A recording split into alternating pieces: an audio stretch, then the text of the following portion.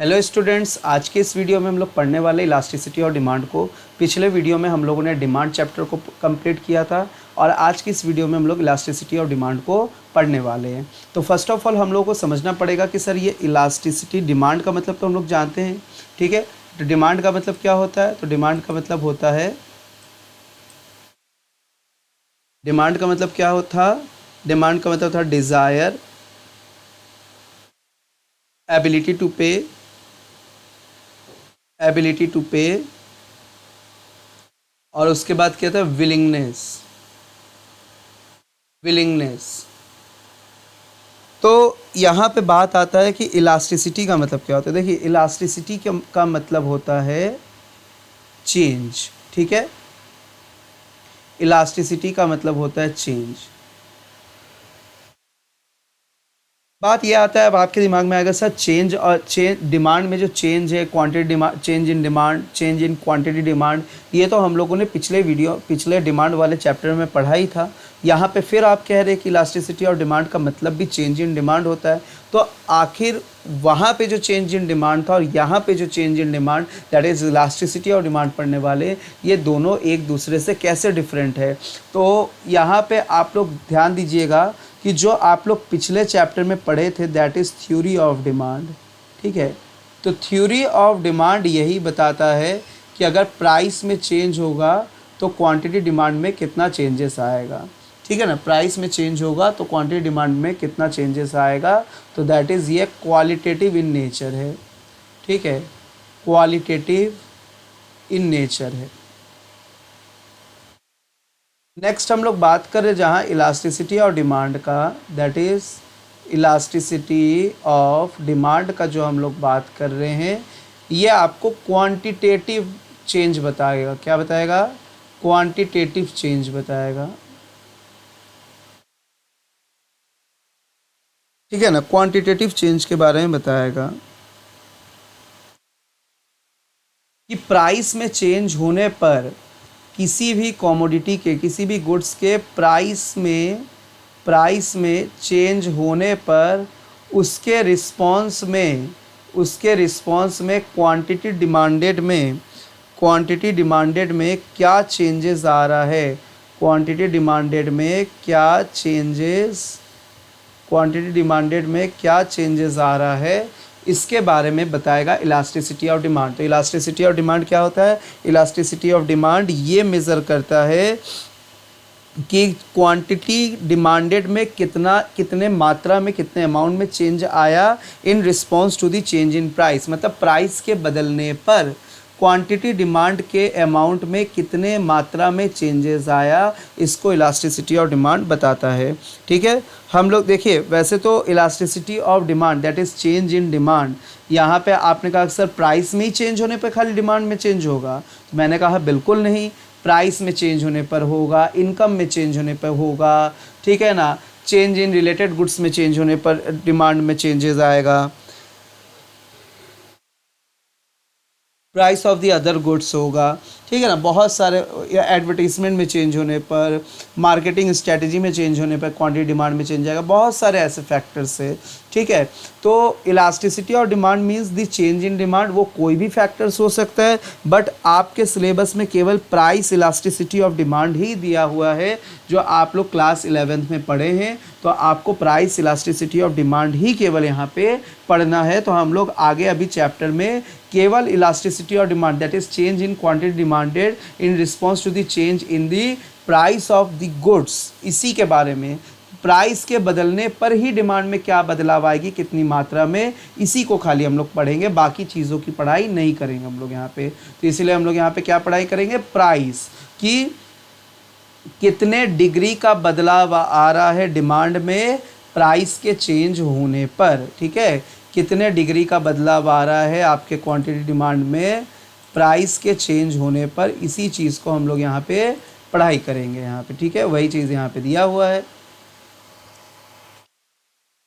It is the ratio of the percentage change in quantity demanded, ये आप लोगों को पता होगा, यही फॉर्मूला है इसका, percentage change in quantity demanded, percentage change in quantity demanded divided by percentage change in price of that goods, price of that goods, ठीक है। लॉ ऑफ डिमांड क्या कहता था, प्राइस बढ़ेगा तो डिमांड घटेगा, तो डायरेक्शन क्वालिटेटिव। लेकिन कितना, कितने मात्रा से, कितने अमाउंट से प्राइस चेंज होने पर क्वांटिटी डिमांड में कितने अमाउंट में चेंजेस आएगा, तो इसका जो कैलकुलेशन है, ठीक है ना, दैट इज़ कितना, क्वांटिटी। तो क्वांटिटी की बात, दैट इज़ क्वांटिटेटिव एस्पेक्ट की बात हम लोग यहाँ पे इलास्टिसिटी ऑफ डिमांड में करते हैं, और थ्योरी ऑफ डिमांड में आप लोग क्वालिटेटिव एस्पेक्ट को पढ़ाई किए थे। चलिए अब बात करेंगे नेचर ऑफ कमोडिटी का। जैसे बहुत सारे, अब देखिए सबसे पहले हम लोगों का यहाँ पे 5 डिग्री आप लोगों को पढ़ना पड़ेगा। 5 यहाँ पे डिग्रीज ऑफ प्राइस इलास्टिसिटी जो होता है वो 5 होता है। 5 degrees, 5 degrees of price elasticity. सबसे पहला होता है perfectly elastic. Perfectly elastic, perfectly elastic क्या क्या होता है, perfectly elastic ED is equal infinite, ये होता है। Second one is the relatively और हाईली इलास्टिक डिमांड। रिलेटिवली और highly elastic demand, ED greater than 1। Third one is your unitary elastic demand,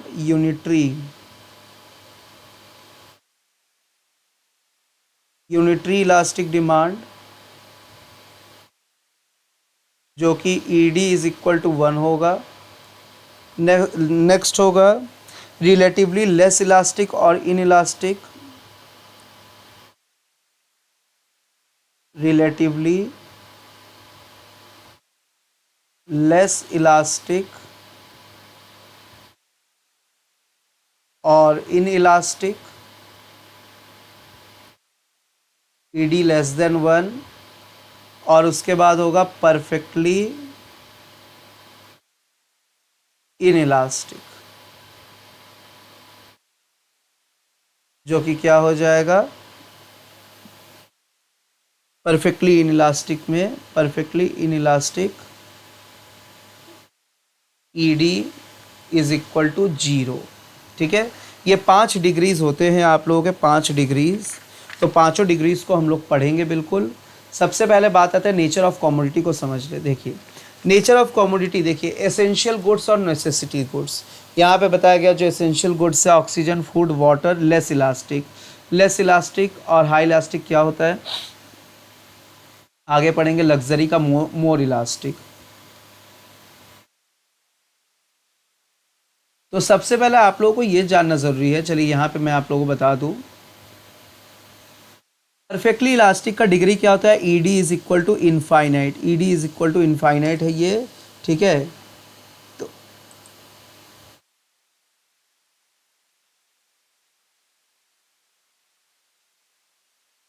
ED is equal to infinite. तो perfectly elastic demand ये कहता है कि जहाँ पे स्लाइट राइज इन प्राइस होने पर, स्लाइट चेंज इन प्राइस होने पर क्वांटिटी डिमांडेड में इनफाइनाइट चेंजेस आएगा। स्लाइट चेंज इन प्राइस होने पर क्वांटिटी डिमांड में इनफाइनाइट चेंज आएगा, ठीक है ना। तो वे आप लोगों को सुना देते हैं हम इसका definition. when the demand becomes zero with the slight rise in the price of a commodity or when the demand is infinite at a given price। at a given price में जहाँ पे डिमांड कुछ भी हो सकता है, कहीं तक भी हो सकता है, इनफाइनाइट तक जा सकता है, और इसके थोड़ा सा भी दाम बढ़ने पर, ऐसे कमोडिटीज़ के थोड़ा सा भी दाम बढ़ने पर डिमांड क्या हो जाता है, ज़ीरो हो जाता है। इसको इमेजिनरी कहा जाता है। देखिए पहले वाले डिग्री को और दूसरे वाले डिग्री को इमेजिनरी कहा जाता है। इमेजिनरी ठीक है, इमेजिनरी कहा जाता है कि सर थोड़ा सा भी दाम बढ़ने पर डिमांड कैसे उस कमोडिटी का जीरो हो सकता है, तो इसीलिए इसको इमेजिनरी कहा गया। तो perfectly elastic demand means when eight A given price में डिमांड इनफाइनाइट होगा और दाम थोड़ा सा भी बढ़ने पर उस गुड्स का जो क्वांटिटी डिमांडेड है वो ज़ीरो हो जाएगा। इसको कहते हैं हम लोग परफेक्टली इलास्टिक। ठीक है ना, अब इसका डायग्राम बाद में बताएंगे आप लोगों को। रिलेटिवली और highly elastic demand when the percentage change in quantity demanded, percentage change in quantity demanded, ठीक है ना, percentage change in quantity demanded वो मोर होगा than percentage change in price, than percentage change in price. कहने का मतलब क्या है कि क्वांटिटी डिमांड में ज़्यादा चेंज आएगा प्राइस के मुकाबले। मतलब हो सकता है प्राइस मान लीजिए प्राइस जो है पहले 10 रुपये था, फिर मान लीजिए 12 रुपये हो गया, लेकिन क्वांटिटी डिमांडेड पहले 100 था, अब मान लीजिए कि दाम बढ़ने पर तुरंत ये किस पे आ गया, 60 पे आ गया। तो देखिए 2 रुपये दाम बढ़ने पर 40 यूनिट क्या हो जा रहा है, डिक्रीज हो जा रहा है क्वांटिटी डिमांडेड में। दिस इज कॉल्ड रिलेटिवली और हाईली इलास्टिक डिमांड। तो relatively highly elastic demand means when the percentage change in quantity demanded is more than the percentage change in price. ठीक है, मतलब क्वांटिटी डिमांडेड के में ज़्यादा changes आएगा प्राइस के चेंज होने के कंपैरिजन के मुकाबले। ठीक है, तो प्राइस में स्लाइट चेंजेस आएगा, क्वांटिटी डिमांडेड में आपको बहुत ज़्यादा चेंजेस देखने को मिलेगा। ठीक है, तो इसमें हम लोग कह सकते हैं कि जैसे लग्जरियस गुड्स हो गया, है ना, कंफर्टेबल गुड्स हो गया, तो लग्जरियस गुड्स इसका सबसे अच्छा एग्जाम्पल है। साथ ही साथ ऐसा गुड्स जिसका क्लोज सब्स्टिट्यूट अवेलेबल है, क्लोज सब्स्टिट्यूट अवेलेबल है, ऐसा गुड्स जिसका अर्जेंट डिमांड नहीं है, ऐसा गुड्स जो कि सर ड्यूरेबल है, रिपेयरेबल है, ऐसा गुड्स जिसका मल्टीपल यूजेस है, और ऐसा गुड्स जो कि लग्जरियस है, जो कि मैंने आपको बताया। ठीक है ना, यूनिटरी इलास्टिक मतलब कि जितना प्राइस में चेंज हो रहा है उसी के बराबर क्वांटिटी डिमांडेड में भी चेंजेस हो रहा है। ठीक है ना, ये होता है यूनिटरी इलास्टिक डिमांड। इसका डायग्राम रेक्टेंगुलर हाइपरबोला बनता है। ठीक है ना, जिसको हम एक शब्दों में कॉन्वेक्स टू दी ओरिजिन कह सकते हैं। यूनिटरी इलास्टिक डिमांड का जो कर्व होता है वो रेक्टेंगुलर हाइपरबोला होता है, रेक्टेंगुलर हाइपरबोला। ठीक है, अभी बताएंगे हम। रिलेटिवली लेस इलास्टिक और इन इलास्टिक का मतलब क्या होता है।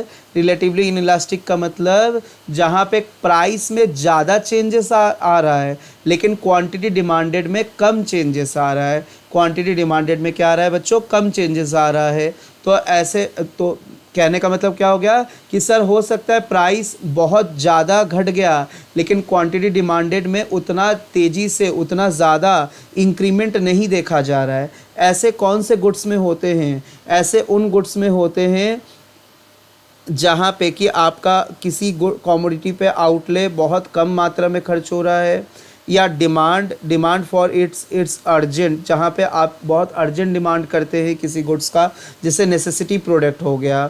ठीक है ना, गुड्स सब्स्टिट्यूट गुड्स उसका अवेलेबल नहीं है, या तो जो वो ऐसा सामान है जिसको हम जॉइंट डिमांड कहते हैं, जिसको हम लोग कॉम्प्लीमेंट्री आइटम कहते हैं। ठीक है, तो this is called relatively less elastic demand, जहाँ पे ये इसके एग्जांपल्स है जहाँ पे डिमांड क्या हो, जहाँ पे डिमांड उस कमोडिटी का क्या हो, इन इलास्टिक हो। ऐसे कौन कौन से गुड्स होंगे, ऐसे वो गुड्स होंगे जिस गुड्स पे मेरा बहुत कम पोर्शन ऑफ इनकम स्पेंड होता है, ऐसे वो गुड्स होते हैं जो गुड्स का डिमांड बहुत अर्जेंट है, ऐसे वो गुड्स है जिसका सब्स्टिट्यूट अवेलेबल नहीं होता है, और अवेलेबल अगर हो भी जाता है तो बहुत ईजीली नहीं मिल पाता है, और साथ ही साथ ऐसे वो गुड्स होते हैं जो कि कॉम्प्लीमेंट्री आइटम्स होते हैं। ठीक है, perfectly inelastic demand that is ED is equal to zero. इसमें कहा जाता है प्राइस चाहे कुछ भी हो जाए, बढ़े घटे कुछ भी हो जाए, हम क्वांटिटी डिमांड में 1% का भी चेंजेस यहाँ पे नहीं करते। तो ये भी इमेजिनरी हो गया कि सर ऐसा कोई सामान शायद ही होगा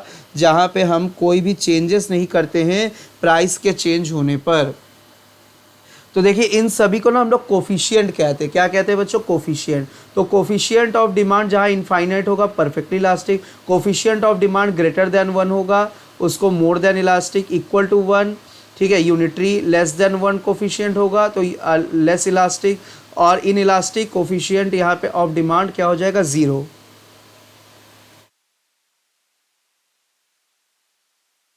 ठीक है, आगे बढ़ेंगे यहाँ पे। तो इसी को लेके देखिए बताया गया है लेस इलास्टिक।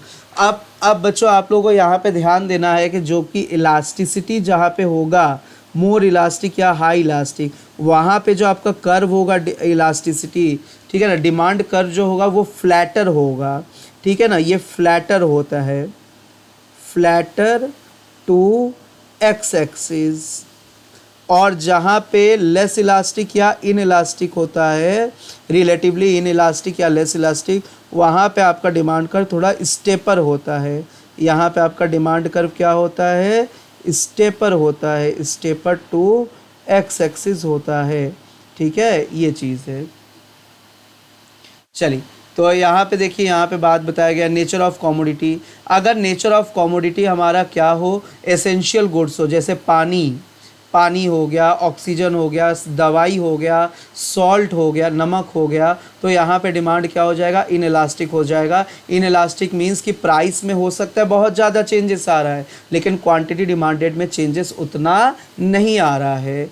मोर इलास्टिक जहाँ पे कि गुड्स की सब्स्टिट्यूट अवेलेबल है, गुड्स बहुत कॉस्टली है, गुड्स लग्जरियस गुड्स है, ऐसा गुड्स है जिसका डिमांड हम सर पोस्टपोन कर सकते हैं, नहीं भी मिलेगा तो ऐसा नहीं है कि हम जी नहीं पाएंगे, ठीक है ना। तो ऐसे गुड्स का डिमांड हाईली इलास्टिक होता है, मतलब दाम थोड़ा सा भी बढ़ने पर या चेंज होने पर क्वांटिटी डिमांडेड में बहुत ज़्यादा चेंजेस देखने को मिलता है, ठीक है। तो हाईली इलास्टिक का जो कर्व होगा वो फ्लैटर होगा, हाईली इलास्टिक, ये देखिए हाईली इलास्टिक क्या होगा, फ्लैटर होगा, फ्लैटर। ये कब होगा, ये होगा हाईली इलास्टिक में, हाईली इलास्टिक में, ईडी ग्रेटर देन 1 में। और जहाँ लेस इलास्टिक होगा वहाँ स्टेपर होगा, ईडी लेस देन 1 में, ईडी लेस देन 1 में यहाँ पे कैसा होगा सर, स्टेपर होगा, ठीक है, स्टेपर होगा, लेस इलास्टिक। इसको क्या कहेंगे, इसको हम लोग कहेंगे लेस इलास्टिक। चलिए, क्लोज सब्स्टिट्यूट जिसका अवेलेबल नहीं है वो इन इलास्टिक, जैसे पानी, बिना पानी का कोई सब्स्टिट्यूट अवेलेबल है क्या। अब आप कहेंगे सर कोल्ड ड्रिंक है ना, कोल्ड ड्रिंक, भाई कोल्ड ड्रिंक भी तो पानी मिलाएंगे तभी ना बन पाएगा, बिना पानी का कैसे कोल्ड ड्रिंक बनेगा, ठीक है। तो पानी एक ऐसा चीज़ है जिसका कोई सब्स्टिट्यूट नहीं अवेलेबल हो सकता, बिना पानी के आप जीवित नहीं रह सकते, तो इसका इलास्टिसिटी क्या होगा, इन इलास्टिक होगा। वहीं अगर हम लोग कोल्ड ड्रिंक की बात कर ले तो कोल्ड ड्रिंक के बहुत सब्स्टिट्यूट्स अवेलेबल है। भाई अगर पेप्सी का दाम महंगा हो गया आप थम्सअप ले सकते हैं, थम्सअप महंगा हो सकता आप स्प्राइट ले सकते हैं, स्प्राइट महंगा हो गया आप माज़ा ले सकते हैं, माज़ा महंगा हो गया आप वो कुछ भी मतलब फ्रूटी ले सकते हैं, ठीक है। तो इसके बहुत सारे सब्स्टिट्यूट अवेलेबल है, तो इसका इलास्टिसिटी हाईली इलास्टिक होगा। क्लोज सब्स्टिट्यूट अगर अवेलेबल है बहुत ज़्यादा तो हाईली इलास्टिक। अगर ऐसा गुड्स, ऐसा कमोडिटी जिसका सब्स्टिट्यूट अवेलेबल नहीं है, जैसे पानी, नमक, इन सब का, दवाई, इन सब का सब्स्टिट्यूट नहीं अवेलेबल है, बिना दवा के अगर कोई बीमार है तो उसको दवाई देना पड़ेगा, बिना दवा के तो नहीं जीवित रह सकता, ठीक है। या दवा छोड़ के उसको खाना तो नहीं खिलाने लग जाएंगे कि खाना खाओ ज़्यादा से ज़्यादा सही हो जाओगे, दवा मत खाओ, दवा महंगा है, ठीक है। तो क्या हो गया, ये अगर सब्स्टिट्यूट अवेलेबल है तो हाईली इलास्टिक, नहीं अवेलेबल है तो लेस इलास्टिक, ठीक है। नंबर ऑफ़ यूजेस, ऐसा कमोडिटी जिसका बहुत यूजेस है, जैसे मिल्क हो गया, मिल्क का बहुत ज़्यादा यूजेस है, ठीक है। मिल्क से आप दही भी बना लोगे, मिल्क से आप मतलब कि आइसक्रीम भी बना लोगे, मिल्क से आप बहुत सारे डेयरी अदर प्रोडक्ट भी बना सकते हो। तो अगर दूध का दाम थोड़ा सा भी बढ़ जाए तो इसके क्वांटिटी डिमांडेड में बहुत ज़्यादा चेंजेस देखने को मिलेगा, इसीलिए ये मोर इलास्टिक है। और वही हो गया बटर और पेट्रोल, तो बटर और पेट्रोल का एक लिमिटेड यूज़ होता है, पेट्रोल गाड़ी में ही यूज़ होता है, पीने के लिए नहीं यूज़ करेंगे पेट्रोल। और बटर बस वही है कि बटर आपको ब्रेड में ही लगाने के इस्तेमाल होता है और कुछ एक आध चीज़ों में यूज़ होता है, बट बटर कोई ऐसा चीज़ नहीं है जो हर जगह इस्तेमाल होता है, मल्टीपल यूज़ नहीं है इसका, ठीक है ना। तो ऐसे चीज़ों का इलास्टिसिटी क्या होगा, लेस इलास्टिक होगा। यही सारी चीज़ें दी है। कंज्यूमर हैबिट, ऐसा कोई सामान, ऐसा कोई प्रोडक्ट जिसके हम हैबिचुअल है तो उसके दाम में कोई भी बढ़ोतरी हो, कुछ भी हो, हमें कोई मतलब नहीं है, हम उसका कंजम्पशन करेंगे क्योंकि हम उसके हैबिचुअल है। जैसे सिगरेट, अल्कोहल की बात हो रही है, ठीक है ना, सिगरेट, अल्कोहल की बात हो रही है, तो this is called in elastic, जिसको हैबिट हो जाता है, आदत पड़ जाती है चीज़ों का। कंज्यूमर बजट, ऐसा गुड्स जो कि आपके बजट में बहुत कम इम्पैक्ट डाल रहा है तो उसकी इलास्टिसिटी लेस होगी। और ऐसा कमोडिटी जो आपके इनकम में बहुत ज़्यादा इम्पैक्ट डाल रहा है, ऐसे कमोडिटी का डिमांड क्या हो जाएगा, मोर इलास्टिक होगा। ठीक है, मोर इलास्टिक होगा। चलिए आगे बढ़ेंगे। यहाँ पे वही चीज़ यहाँ पे बताया गया है, लेवल ऑफ इनकम। अगर इनकम ज़्यादा है, देखिए at higher level of income demand is less elastic. सही बात है, जब आपका इनकम ज़्यादा होगा तो इलास्टिसिटी क्या होगी, लेस होगी। मतलब प्राइस के ज़्यादा, मान लीजिए प्राइस बहुत ज़्यादा बढ़ गया, तब भी क्वांटिटी डिमांडेड में हम थोड़ा ही डिक्रीज़ करेंगे। क्यों? क्योंकि सर मेरी इनकम बहुत ज़्यादा है, मेरी इनकम अच्छी है, मेरी सैलरी अच्छी है। पोस्टपोनमेंट ऑफ यूज़, अगर हम किसी गुड्स का यूज़ पोस्टपोन कर सकते हैं तो उसकी इलास्टिसिटी ज़्यादा होगी। ठीक है, और अगर ऐसा गुड्स जिसका हम पोस्टपोन नहीं कर सकते, इमीडिएट चाहिए है मुझे, तो ऐसे गुड्स की इलास्टिसिटी लेस इलास्टिक होगी। टाइम पीरियड की बात करें अगर बच्चों, short period, long period. Short period ऐसा पीरियड होता है जहाँ पे आप डिमांड को चेंज कर सकते हैं, ठीक है ना, जहाँ पे आप सप्लाई को चेंज कर सकते हैं डिमांड के अकॉर्डिंग, तो लेस इलास्टिक होगा। और लॉन्ग पीरियड एक ऐसा टाइम पीरियड, गलत बोल दिया मैंने, थोड़ा सा गलत बोल दिया बाय मिस्टेक। ठीक है, शॉर्ट पीरियड मतलब वो टाइम ड्यूरेशन, शॉर्ट पीरियड मतलब वो टाइम ड्यूरेशन जहाँ पे हम गुड्स के क्वांटिटी को घटा बढ़ा नहीं सकते, गुड्स के क्वांटिटी को चेंज नहीं कर सकते डिमांड के अकॉर्डिंग। लेकिन लॉन्ग पीरियड एक इतना टाइम पीरियड होता है जहाँ पे हम गुड्स के डिमांड को क्या कर सकते हैं, चेंज कर सकते हैं, अरे क्वांटिटी को चेंज कर सकते हैं according to the change in demand. तो ये हो गया लॉन्ग टाइम पीरियड की बात। प्राइस लेवल बहुत महंगा होगा तो टू इलास्टिसिटी होगा, और लो प्राइस होगा तो इन इलास्टिक होगा। ठीक है,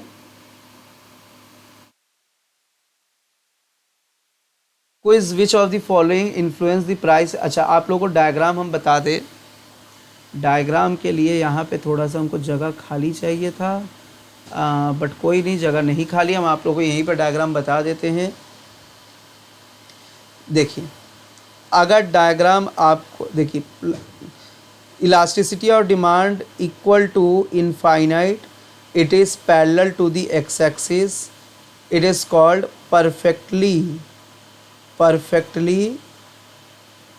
इलास्टिक। ठीक है, ये हो गया परफेक्टली इलास्टिक। दूसरा perfectly in elastic,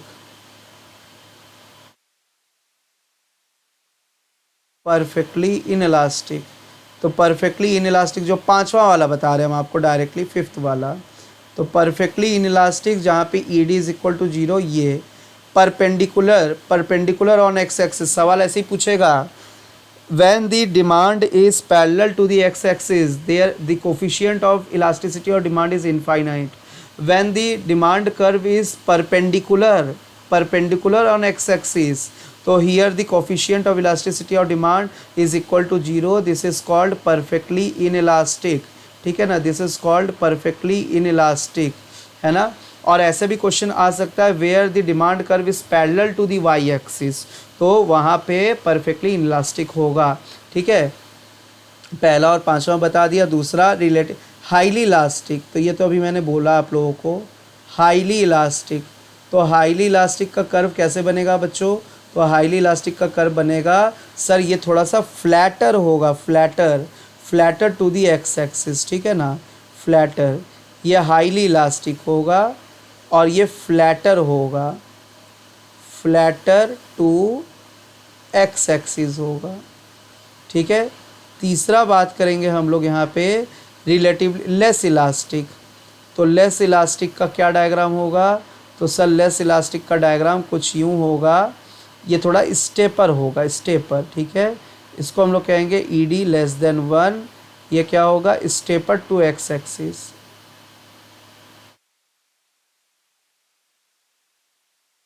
stepper to X axis होगा। ठीक है, और रह गई बात हमारे यूनिटरी इलास्टिसिटी के भाई की बात, तो देखिए वो कैसे होगा, वो ऐसे होगा। ठीक है ना,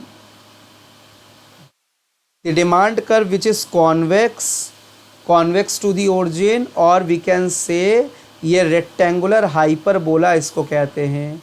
ठीक है ना, रेक्टेंगुलर हाइपरबोला शेप कब बनता है, रेक्टेंगुलर हाइपरबोला शेप तब बनता है जब सर एरिया उसके अंडर के, जो एरिया उसके अंडर होता है वो हर एक पॉइंट पे क्या होता है, बराबर चेंज को दर्शाता है, बराबर चेंज को दर्शाता है। This is called rectangular hyperbola. यहाँ पे coefficient of elasticity of demand is equal to 1 होगा। ठीक है, तो ये मैंने पांचों डायग्राम आप लोगों को बता दिया है। होप सो आप लोग समझ रहे हो चीज़ों को, और साथ ही साथ मैंने आपको इसके नोट्स भी प्रोवाइड करवाए हैंड रिटन, तो उसको भी आप लोग चीज़ों को देख सकते हैं। ठीक है, चलिए कुछ क्विज हम लोग कर ले। Which of the following influence the price elasticity of demand. तो प्राइस इलास्टिसिटी ऑफ डिमांड को नेचर ऑफ कमोडिटी इम्पैक्ट करेगा, इनकम लेवल इम्पैक्ट करेगा, अवेलेबिलिटी ऑफ सब्सटीट्यूट भी इम्पैक्ट करेगा। तो इट मीन्स कि सर ऑल ऑफ दीज, यही होगा आंसर। ठीक है ना, ये इसका करेक्ट आंसर होगा, दैट इज डी, ये आंसर होगा। If a goods take up a significant share of consumer budget, जहाँ पे आपका 100 रुपये का इनकम है और किसी गुड्स पे आप 70% अपने इनकम का स्पेंड करते हैं, तो उसकी इलास्टिसिटी क्या होगी, हाईली इलास्टिक होगी सर, हाईली इलास्टिक। ठीक है, demand for a goods like salt, necessity goods है सर, नेसेसिटी गुड्स है। ऐसा नहीं कि प्राइस बढ़ने पर हम 4 पैकेट नमक एक साथ खाने लग जाएंगे, सुबह शाम नमक खाने लग जाएंगे, और ऐसा भी नहीं कि सर प्राइस बहुत बढ़ने पर हम बिना नमक के सब्जी खाएंगे, बिना नमक के खाना खाएंगे। It means this is called in elastic, this is called in elastic. Method of measuring elasticity of demand, देखिए 3 मेथड होते हैं। परसेंटेज मेथड को प्रोपोर्शनेट मेथड, फ्लक्स मेथड कहते हैं, प्रोफेसर फ्लक्स ने इसको दिया था। एक्सपेंडिचर मेथड को total outlay method, geometric method को आप लोग पॉइंट मेथड भी कहते हैं,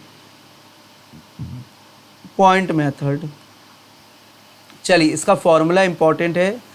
percentage method, percentage change in quantity demanded divided by percentage change in price. अभी मैंने आप लोगों को इसके स्टार्टिंग में भी यही चीज़ बताया था, percentage change in quantity demanded divided by the percentage change in the price.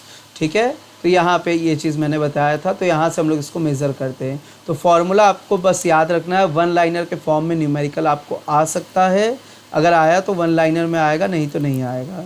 ठीक है,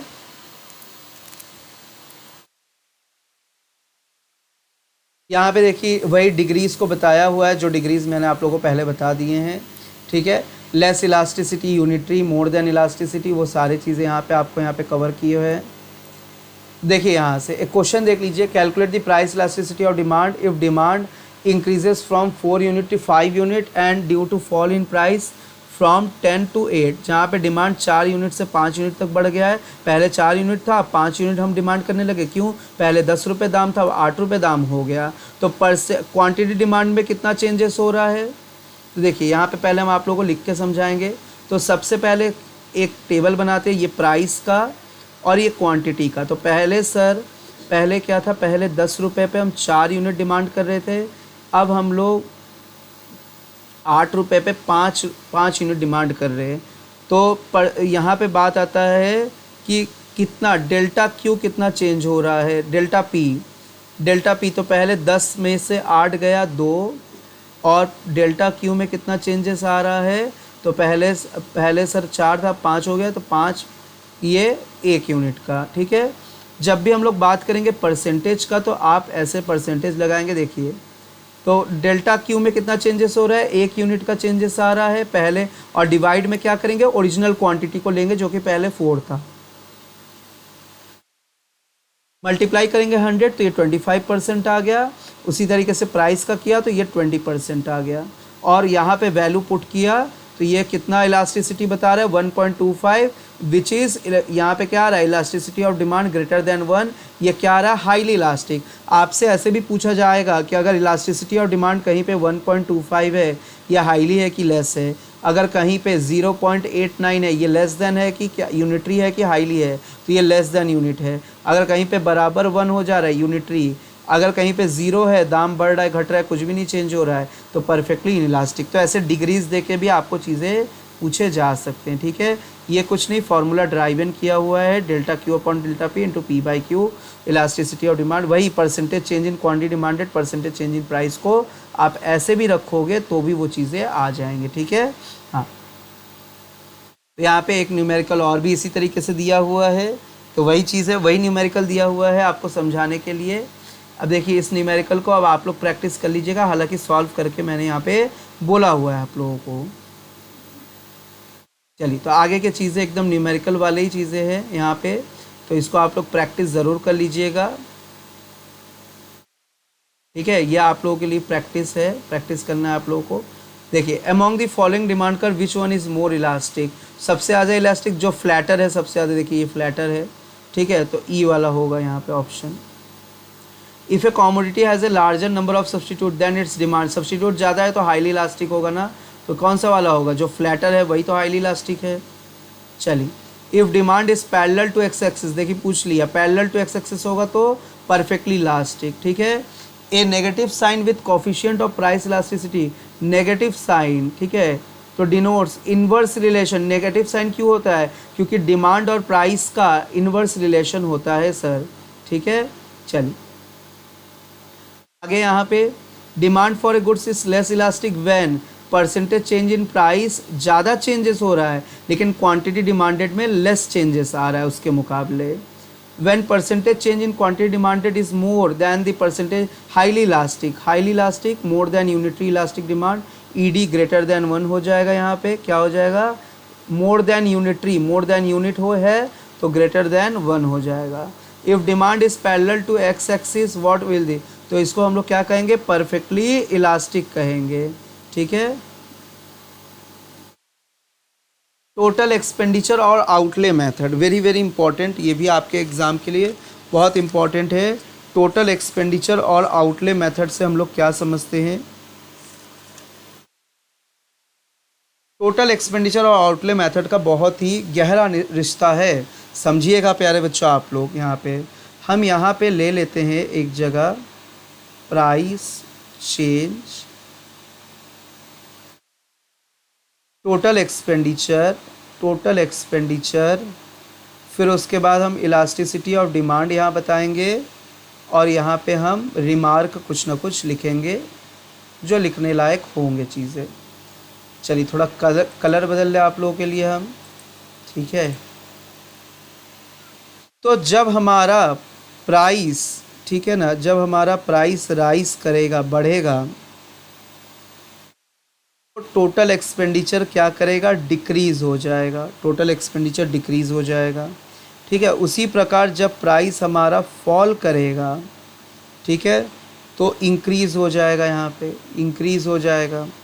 तो ऐसे में यहाँ पे जो इलास्टिसिटी ऑफ डिमांड होगा, इलास्टिसिटी ऑफ डिमांड जो होगा यहाँ पे, इसको हम लोग कहेंगे elasticity of demand greater than 1, elasticity of demand greater than 1, यानी कि यहाँ पे क्या हो जाएगा, नेगेटिव रिलेशन होगा, ऑपोजिट रिलेशन, नेगेटिव रिलेशन और ऑपोजिट रिलेशन। तो टोटल एक्सपेंडिचर मेथड में पहला हम लोगों ने ये सीखा, जहाँ पे टोटल एक्सपेंडिचर का और प्राइस का ऑपोजिट रिलेशन होगा तो वहाँ पे इलास्टिसिटी ऑफ डिमांड क्या हो जाएगा, ग्रेटर देन 1 होगा। इसको हम लोग कहेंगे ऑपोजिट रिलेशन होता है, opposite relation between price and total expenditure. ठीक है, उसके बाद नेक्स्ट यहाँ पे बात करेंगे दूसरा, कि जब यहाँ पे मान लीजिए कि प्राइस बढ़ेगा, सर प्राइस बढ़ेगा और डिमांड हमारा क्या हो जाएगा, डिमांड टोटल एक्सपेंडिचर मतलब बढ़ेगा। ठीक है, तो इसको हम लोग कहेंगे elasticity of demand less than 1। उसी प्रकार अगर हमारा प्राइस फॉल करेगा तो हमारा यहाँ पे डिमांड भी, टोटल एक्सपेंडिचर भी डिक्रीज़ करेगा, तो ईडी लेस देन 1। तो इसको कहेंगे हम लोग क्या, इसको हम लोग यहाँ पे कहेंगे पॉजिटिव रिलेशन, पॉजिटिव रिलेशन और सेम डायरेक्शन। ठीक है ना, सेम डायरेक्शन। अच्छा एक मिनट, इस चीज़ को हम थोड़ा सा यहाँ से अभी मिटा दें फ़िलहाल, ताकि हम टेबल को अपने कंप्लीट कर सके आप लोगों के लिए।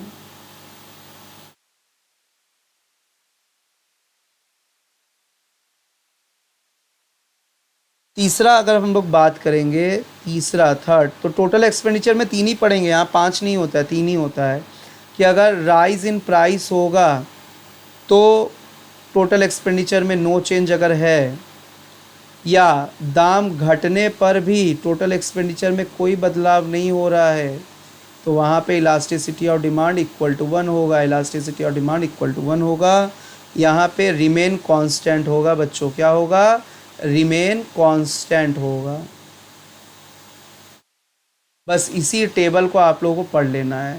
तो इलास्टिसिटी और डिमांड जहाँ इक्वल टू 1 है, यहाँ पे price and total expenditure constant होगा। ग्रेटर देन 1 है तो यहाँ पे ऑपोजिट रिलेशन होगा, और लेस देन 1 है तो पॉजिटिव रिलेशन होगा। Total expenditure, positive relation between price and total expenditure, ठीक है।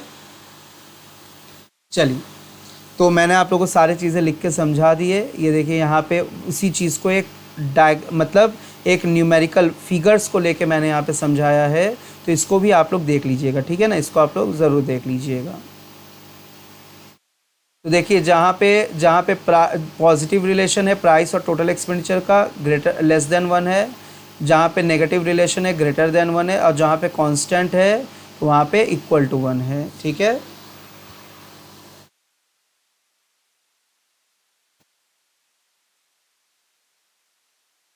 चलिए, तो यही था, ठीक है, यही था आप लोगों के लिए समझने के लिए सबसे इम्पोर्टेंट बातें।